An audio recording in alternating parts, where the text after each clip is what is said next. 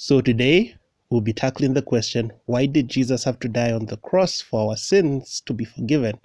In parentheses, couldn't God have just pardoned our sins without a gruesome death being involved? Now, some people think that it's a little unfair for Jesus. Some people think that God is some cosmic child abuser and he just for some reason wanted to punish Jesus by crucifixion. And I've honestly heard people say that God is some sort of cosmic child abuser.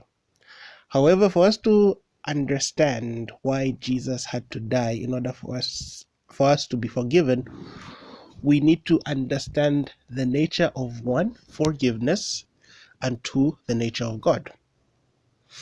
Now, we don't think about it a lot, but each time that we forgive, we pay a price. I know somebody who thinks that just by saying sorry, the person who was offended should automatically turn off. But anywho, we don't really think about it, but we ultimately pay a price when we forgive. Think about it in this way. If I lend you my iPhone 15, I believe that's a new one. I'm not an iPhone person, never will be. I feel that phone is unnecessarily expensive. But let's say I have an iPhone 15 and I lend it to my friend, but he brings it back to me broken. This will create a hole that will need to be filled, either by the offender as a punishment or by the owner as forgiveness. In forgiveness, the owner of the phone will pay the price to either have the phone fixed or to get a new iPhone. Furthermore, there are so many wrongs in this life that are hard to quantify. Me speaking about the iPhone is more of me trying to put it into perspective so that you can see that there's actually a price that is going to be paid for the damage that was given to the phone.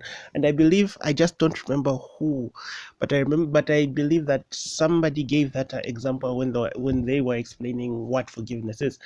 Unfortunately, I can't cite the source, because it was such a long time ago when I researched this, and I forgot to cite the person myself. So apologies to the person. But yes, so the whole essence of talking about the iPhone is to quantify that when something is broken, you either have to buy a new one or you have to go get it fixed. Either way, a price is paid for that particular thing. Okay? Me as the owner of the iPhone 15 will go and pay for that phone. If I am the one who is going to pay, it means that I have removed the weight of responsibility on the person who was supposed to pay for it. That, in essence, is what forgiveness is.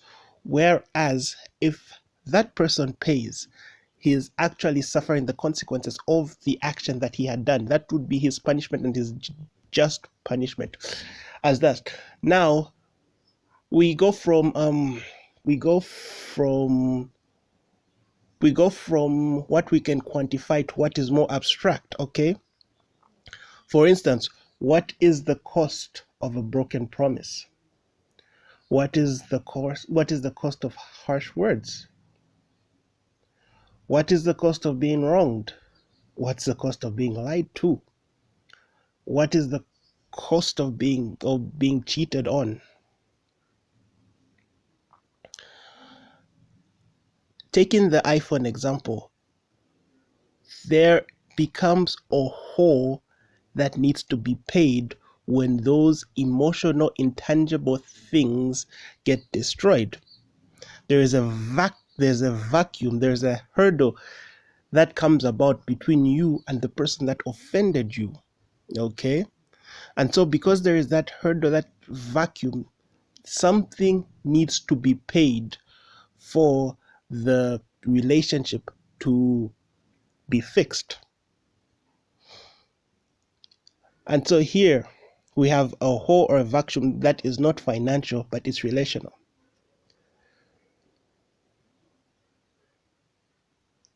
Forgiveness in this sense is not letting that person go through any of the suffering or the debt that will come in a loss of the relationship. I hope I explained that properly. When we forgive, we give up the right that we are owed something or we need to be paid something so that the cost of the relationship can be restored. That is essentially what forgiveness is. Now we can come back to God. We feel a sense of injustice when someone wrongs us, regardless of how imperfect we are. Now the question is, what more a perfectly good God? How much more would it affect him? How much bigger will the hope be? Because he's infinitely just. And for us who are finitely just, we're not even finitely just, we are wicked. We feel that there is a sense of injustice that comes about when we're wronged. Now, what about a God who is infinitely just? Now, when we create a hole between God and us, that means it needs to be filled by either us taking the punishment or by God taking the punishment. Again, back to the iPhone analogy, is that who is going to pay for the fixing or for the repairs of that iPhone? Is it going to be the one who was offended or the one who was offending? The offender or the offendee? Who is going to pay for that? And so the only way that God can forgive us is to pay our debt. Thus, he came in the flesh and died on our behalf. You can also think about it in this way. God is infinitely merciful and infinitely just. The question is, how can a God who is both merciful and just, or rather, how can God show us mercy without contradicting his just nature? Because mercy, by its very definition, means not getting what you deserve. And this would be very unjust on God's part not to give us what we deserve. Every other God outside of Christianity also claims to be merciful and just, but the question is, how do they exercise judgment? Or how do they know, or how would you know if you're forgiven? The God of Christianity shows us both mercy and justice. Mercy by not giving us our justly deserved punishment, and justice by putting himself on the punishment. That is the difference, is that because God is infinitely merciful, he gives us a way out.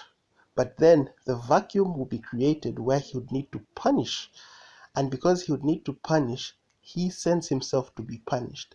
And thus he imputes his righteousness on us. And thus God needed the gruesome punishment to forgive us of our sins. Thank you.